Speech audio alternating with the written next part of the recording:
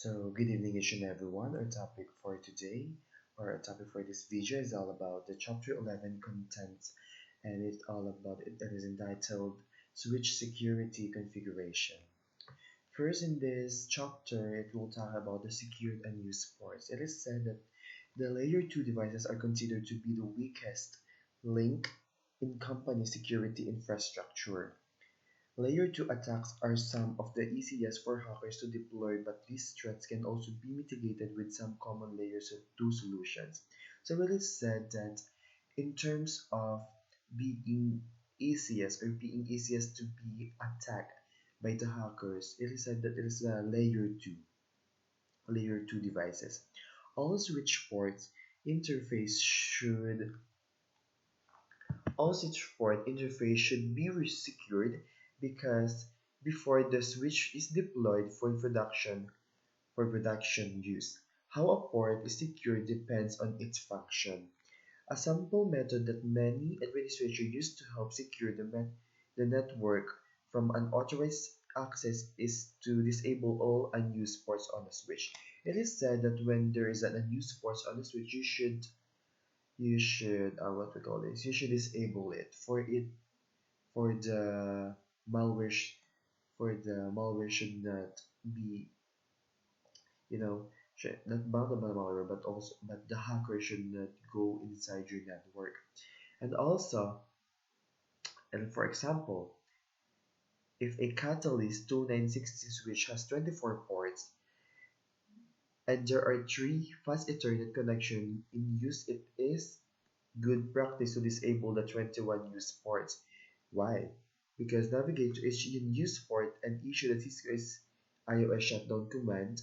If a port must be reactivated on a later time, it can be enabled with the no shutdown command. It is said that if there are certain, that's what I've said before, that if there are certain ports that is not being used, you should disable it, but you can disable it by the use of the shutdown command. But if you want to reactivate those ports because you will use it, you can use the command of no shutdown, so you can reactivate it.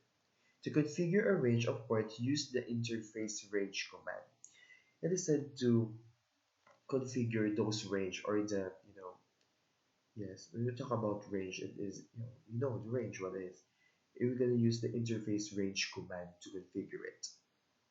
Switch, it is something like this: switch, then open close parenthesis config, then close parenthesis hashtag interface range.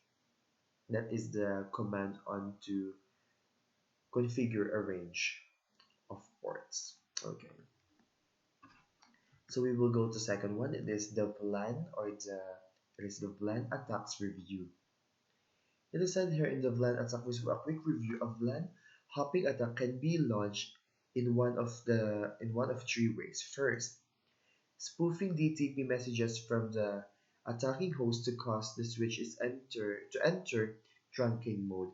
From here, the attacker can send traffic tag with the target VLAN and switch and delivers the packets to the destination. Second one, introducing a rogue switch and enabling trunking. The attacker can then access with all of the VLANs on the victim switch from the rogue switch. And the third one, the last one, is another type of a VLAN hopping attack is double tagging or double encapsulated attack. This attack takes advantage of the way hardware and most switches operate. It is that in the last part, it's another form of hopping attacks, the double tagging. So it take advantage on the hardware, not on the software. What I mean, there's a great big difference between the software and the hardware. When we talk about the software, it is the operating system. It deals with the operating or the OS of your device, while the hardware is the physical form. Or, for example, the hardware devices on your device, for example, in a desktop, it is the monitor, the mouse, the keyboard, the CPU, and the AVR. Those are the hardware. So it is said here that another type are the double tagging or the double encapsulated attack is more taking the advantage of those hardwares, like what I've said a while ago. Okay. So the next one is DHCP attack review. For the DHCP attack review, the goal of DHCP is to DHCP starvation attack is to create a denial of service or DOS. When we say denial, it is a delayed. It is first a delay because when we say deny, yes, delay. For connecting clients, DHCP starvation attacks require an attack tool such as Gobbler. Recall that DHCP starvation attacks can be effectively mitigated by using POT security because Gobbler uses a unique source MAC address for each DHCP request sent. However, mitigating DHCP spoofing attacks requires more protection. Gobbler could be configured to use the actual interface MAC address as the source Ethernet address, but specify a different Ethernet address in the DHCP payload. This will render port security ineffective because the source MAC address would be legitimate. DHCP spoofing attacks can be mitigated by using DHCP snooping and trusted ports. It is said here that you should the DCHP attack review is to create a denial service. Like I said before, is the delayed of service. Two, for connecting to the client. So there is a one thing, there is a one way, or maybe there's so many way, but it's stated here in our chapter 11 that there is called a gobbler. Gobbler is, it may serve as a solution for the DHCP attack review. And also there is also said here that DHCP spoofing attack can be mitigated by using DHCP snooping on trusted ports. Okay. Next one is the dynamic ARP inspection. For the dynamic ARP inspection, it is said here that in a typical ARP attack, a threat actor can send unsolicited ARP replies to other hosts on the subnet with MAC address of the threat actor and the IP address of the default gateway. To prevent ARP spoofing and the resulting ARP poisoning, a switch must be ensured the only valid ARP and replies are relayed. Dynamic ARP inspection, or DAI, requires these HCP snooping and helps prevent ARP attacks by: first, not relying invalid or rotations ARP replies out to other ports in the same LAN, intercepting all ARP requests and replies of untrusted ports. Third one, verifying each intercepted packet for a valid IP to MAC building. Fourth one, dropping and logging ARP replies coming from valid to prevent ARP poisoning. And last one is error disabling the interface of the configured DAI number of ARP packets is exceeded. Okay, so that is the dynamic ARP inspection. So the five things that I've said, and those are these are the things that may help to prevent ARP attacks. And it's really important to follow this kind of ways or this kind of solution for you to not have that kind of hassle moment and having on dealing your network. And for the last one is the port fast and BPDU guard. For the last part, it is said here that recall the network attackers can manipulate the spanning tree protocol, or the STP, to conduct an attack by spoofing the root bridge and changing the topology of a network. To mitigate spanning tree protocol STP manipulation attacks, use Portfast and Bridge Protocol Data Unit, or BPDU guard.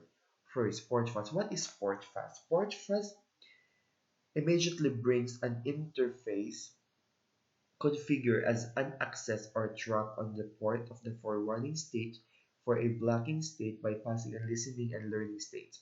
Applied to all end users, Portfast should only be configured on ports attached to end devices. It is said that the Portfast are those it is a thing which is connected to your end devices. Like what I've said before, that those end devices. End devices are the laptop, cell phones, and desktop like that you're using in your daily life or in your daily routine.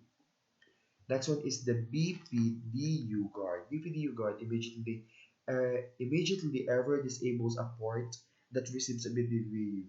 Like port fast BPDU guard should only be configured on interface attached to end devices. So this only go with the flow when it is attached on your end device. When it is not attached, it will not really do a thing on your end device. So this chapter, we go back here. Chapter 11 is with security configuration. It is more on security on configuring your network. Because there are times or there are certain times in the configuration of network, there is a confusing part of this. And I'm not the only one that may think that there is a confusing part, but mostly of those who are dealing with this kind of subject or dealing with this kind of work through network is very confusing. And putting security or the switch security configuration, by the word by its title, is really obvious that it is for always further security. Why? Like what I've said in my past videos, security is very important in many ways.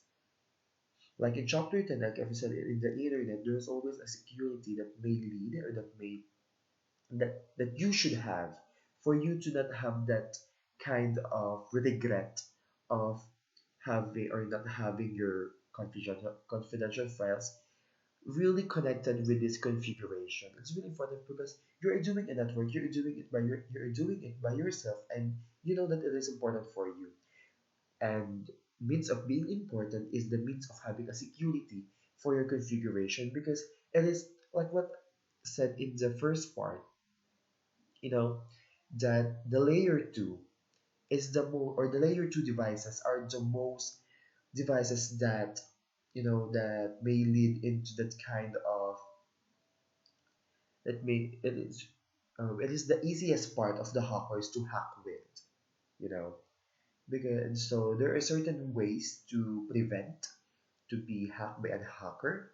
It is like what I've said before, use a secured unused ports, or what I've said in this use unused active port. Let's just give a recap on this video. Secured unused port, it is said here that in your unused ports that you should disable those ports that are not really having a having a means of doing something on your